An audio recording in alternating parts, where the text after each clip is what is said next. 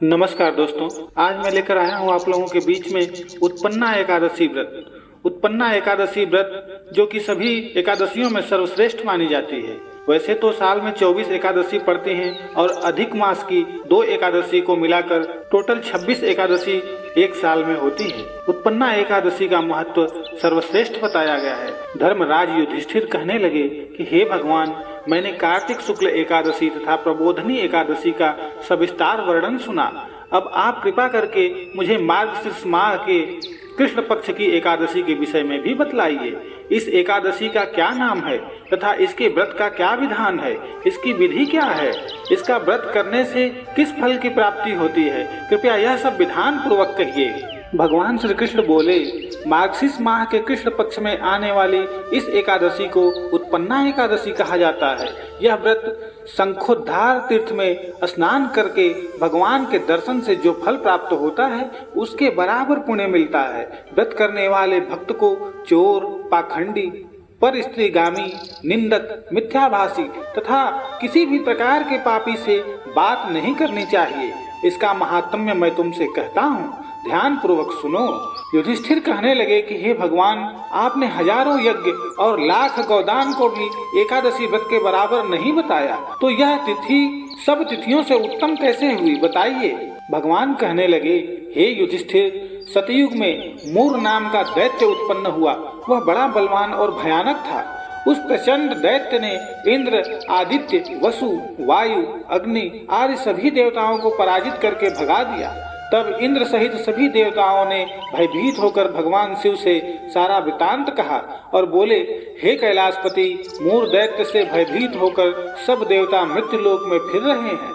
तब भगवान शिव ने कहा, हे देवताओं, तीनों लोकों के स्वामी, भक्तों के दुखों का नाश करने वाले भगवान विष्णु की शरण में जाओ, वे ही तुम्हारे दुखों को दूर कर सकते हैं। शिव जी के ऐसे वचन सुनकर सभी देवता क्षीर सागर में पहुँचे।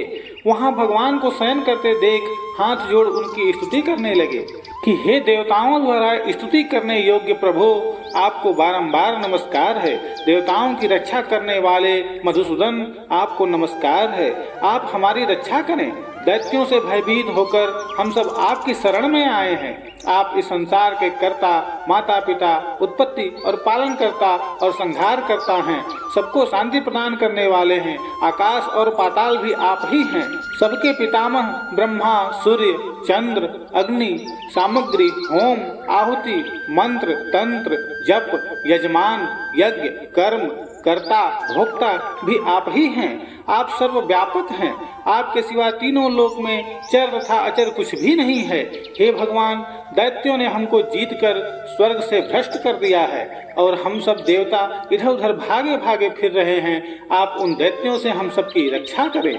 इंद्र के ऐसे वचन सुनकर भगवान विष्णु कहने लगे कि हे इंद्र, ऐसा मायावी दैत्य कौन है जिसने सब देवताओं को जीत लिया है? उसका नाम क्या है? उसमें कितना बल है और किसके आश्रय में है तथा उसका स्थान कहाँ है? यह सब मुझे बताओ। भगवान के वचन सुनकर इंद्र बोले, भगवान, प्राचीन समय में एक नाड़ी जंघ नामक राक्षस था। उसके महापराक्रमी और लोक विख्यात मूर नाम का एक पुत्र हुआ। उसकी चंद्रावती नाम की नगरी है।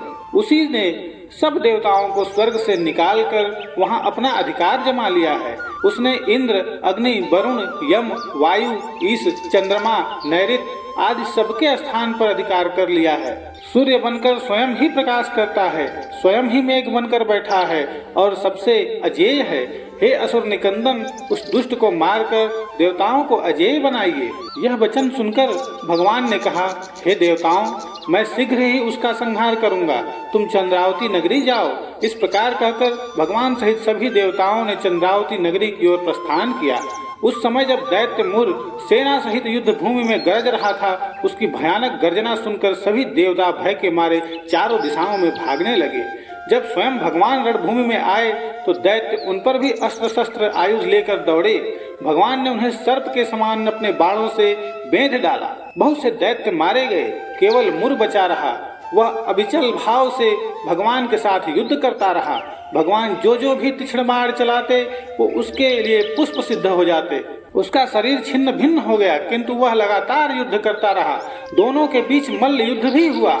10,000 वर्ष तक उनका युद्ध चलता रहा, किंतु मूर नहीं हारा। थक कर भगवान बद्रिकाश्रम चले गए। वहाँ हेमवती नामक सुंदर गुफा थी। उसमें विश्राम करने के लिए भगवान उसके अंदर प्रवेश कर गए। यह गुफा 12 योजन लंबी थी और उसका एक ही द्वार था। विष्णु भगवान वहाँ योग निद्रा की गोद में सो गए।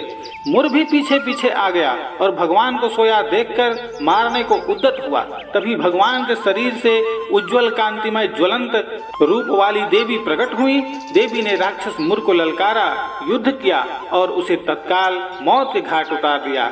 श्री हरि जब योग निद्रा की गोद से उठे तो सब बातों को जानकर उस देवी से कहा कि आपका जन्म एकादशी के दिन हुआ है, अतः आप उत्पन्ना एकादशी के नाम से पूजित होंगी।